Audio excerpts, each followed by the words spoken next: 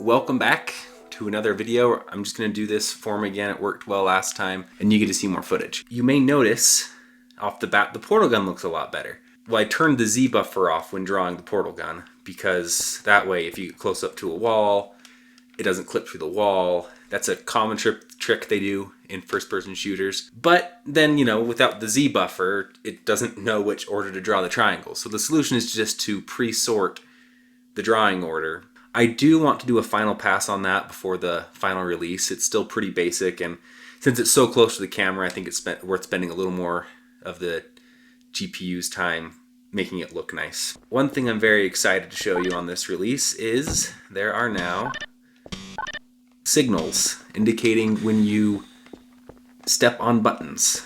Alongside with that, you have the signage here indicating the exit or hazards. Little bits of polish like that just bring it closer to the final game, and every step just makes it feel that much more complete.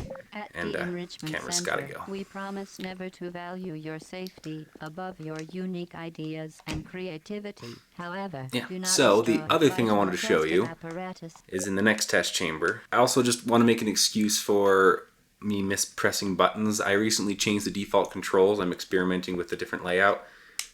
Right now, the portal buttons are A and B, and jump is Z. Sorry, R. It should be Z. At least I thought. I'm experimenting with it. The reason for the change is you usually shoot portals while you're trying to aim, and that's with this thumb here, so you know you have these two thumbs working together. And then you're moving, you often want to jump while moving. And if I had jump on A like I had it before, if I'm using movement for the C buttons, well, I had to bring my other thumb over to jump. That's why I changed those controls. We'll see how I like it, and I need to go back and destroy this camera. All right, next thing I wanted to show, there's a soft lock, which I need to set up, so I'll do that really quick as well.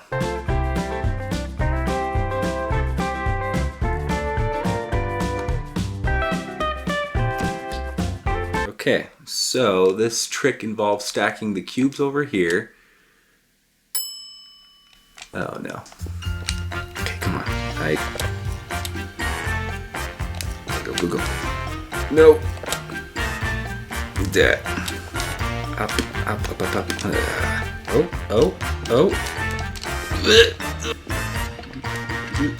Did it.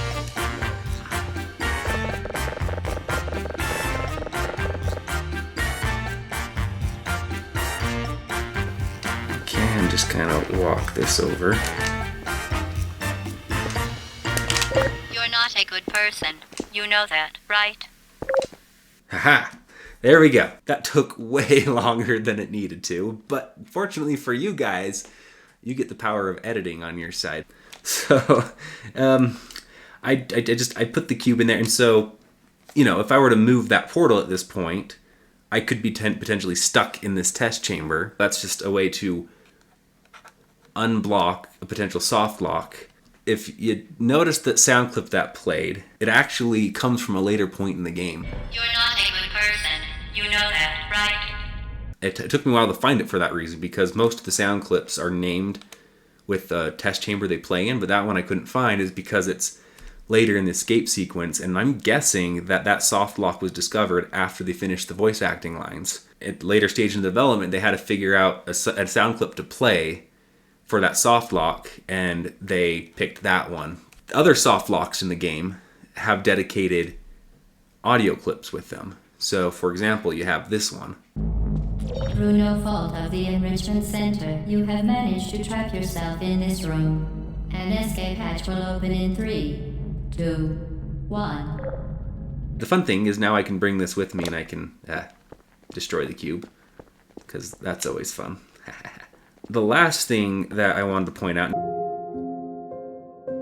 I now have particle effects on the portal gun.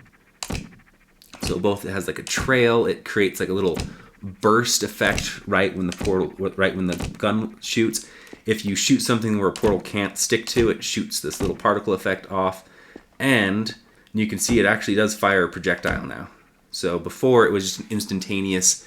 You push the button, the portal opens. Turns out that's not how it works in the original game, and the projectile actually travels. And that traveling projectile, once it hits the wall, that's when it opens. When it comes to the particle effects, I wanted to make sure that they were speedy. I did not want slow particle effects because, you know, every little particle needs to be simulated individually, and that could be slow. To make it fast, I knew I wanted two things. First, I wanted to avoid trigonometry. So sine, cosine, those were a no-no. Those are really slow operations. And not as slow, but still not great, would be things like square root and divide. So I wanted to be able to simulate these particles. So you actually here, I also added particle effects for the ball here. So when it bounces, it creates a particle effect. And when it explodes, it creates a particle effect. So anyway, I wanted to make those nice and speedy. And what I ended up coming up with is really quite simple, and studying the particle effect, I think it's what they did in the original game. You just simulate, for every particle, you actually simulate two different particles, one at the beginning and one at the end of the particle. They have the same initial velocity, they just do a slight time offset. So that way, these pairs of particles, each particle, they follow the exact same path, but because they're offset with each other, it kind of stretches that particle out. Not only is this fast, but it also creates a really nice effect where as the particle moves faster, it gets longer. And so that helps the particles feel a little punchier and energetic, because when the particles first burst, it feels more exaggerated. And I'm very pleased with the end result. And there are no square root, no sine, cosine, none of that necessary. It's all multiplies and adds, which when you're trying to optimize mathematical expressions and have them run fast, if you can get it down to multiplies and adds, that's just great. And avoid anything else that's slower. That is the extent of what I wanted to show for updates. I mean, as always, there's always other fixes all over. Like now, that orange thing is no longer visible when a portal's over the top of it. Awesome. And so there's always little fixes like that and other things, but I try to point out the interesting stuff. So yeah, that's all. And so I guess until next time, how do I normally end these? I'll see you later. Until next time, I need a sign off phrase. But you guys take care.